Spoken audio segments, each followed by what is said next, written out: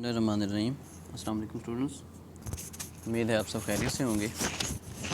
आज हम अपने कोर्स का लास्ट चैप्टर स्टार्ट करते हैं, जिसमें हम 3 टॉपिक्स पढ़ेंगे: microsporogenesis, megasporogenesis and endosperm formation. तो हमारा फर्स्ट टॉपिक है माइक्रोस्पोरोजेंसिस। माइक्रोस्पोरोजेंसिस जिसको male gametophyte, male germ unit and pollen morphology का नाम भी दिया जाता है। तो इसमें सबसे पहले हम स्ट्रक्चर ऑफ एंथर के बारे में देखेंगे। एंथर की शेप इमेज दिखाई गई है एंथर और फिलामेंट की। Stamens are microsporophyll is the male reproductive structure of the angiosperms. Angiosperms flowering plants को कहते हैं। A typical stamen has 3 parts: filament which is the elongated stalk, उसकी जो डंडी है इसी इमेज में दिखाया गया है, फिलामेंट कहलाती है। Anther which is bilobed structure at the tip of filament, filament की टिप पे बाइलोब्ड स्ट्रक्चर एंथर कहलाता है। And connective which joints the lobes of anther. Each lobe of the mature anther has 2 pollen sacs or microsporangia. A complete anther has 4 microsporangia, इसको tetrasporangiate और डाइथिकस का नाम भी दिया जाता है।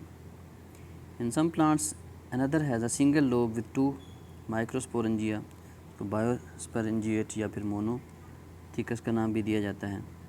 इसी तरह यूनिस्पोरेंजिएट का नाम भी दिया जाता है जो सिंगल है। Development of anther and microsporogensis. Young anther has a mass of meristematic homogeneous cells covered by a single layered epidermis. It becomes 4-lobed and each lobe forms a microsporangium with microspores or pollen grains. Development of microsporangium and microspores occurs as follows. A mass of hypodermal cells become large-sized, radially elongated and prominent at the 4 corners of the young anther. These cells are called archisporial cells.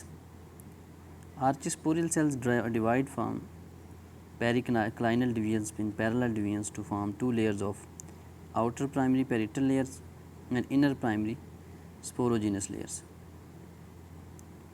Cells of primary parietal layers divide by many anticlinal and periclinal divisions to form multi-layered layers. Anther wall, इसमें epidermis है, outer most layer है, endothecium है, inner to epidermis single layer है। इस तरह middle layer है 2 to 3 layer of flatten cells. Tapetum, inner most layer single layer of cells with dense cytoplasm and prominent nuclei, provides nutrition to developing microspores.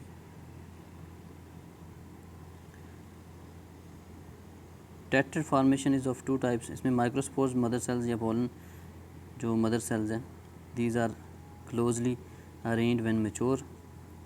Haploid microspores are pollen grains. They are arranged as tetrads. अब ये tetrad जो है उसको उसकी further 2 types हैं, एक successive type है और एक सिमल्टेनियस टाइप है। इसी तरह रोल ऑफ टेप्टम क्या है? टेप्टम plays an important role in the development of pollen grains. It provides nourishment to the developing pollen grain. It plays an important role in the formation of pollen wall. Many specific proteins of the pollen wall are secreted by टेप्टम. The amoeboid type of टेप्टम produces callase enzyme necessary for dissolving callose walls of the microspore tetrads. Callose enzyme also plays an important role in making the pollen grains sterile. Structure and development of male gametophyte की अगर हम बात करें तो ये उसका structure जो है वो दिखाया भी गया है इमेज में। Male gametophyte is the haploid structures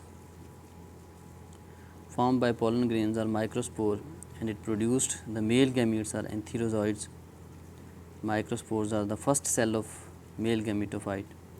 Formation of male gametophyte forms pollen grains occurs as follows. Preparation and the nucleus of the pollen grains migrate from center to periphery and its cytoplasm becomes highly polarized.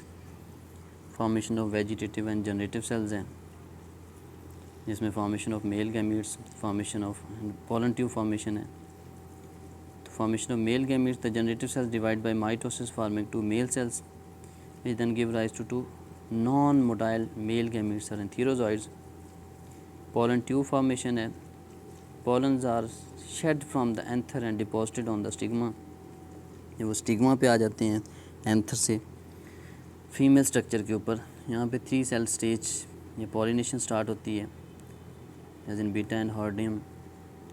On the stigma pollen grains germinate forming a new tube बनाते हैं, germinate होते हैं, जिसे pollen tube का नाम दिया जाता है. The pollen tube grows down through the style.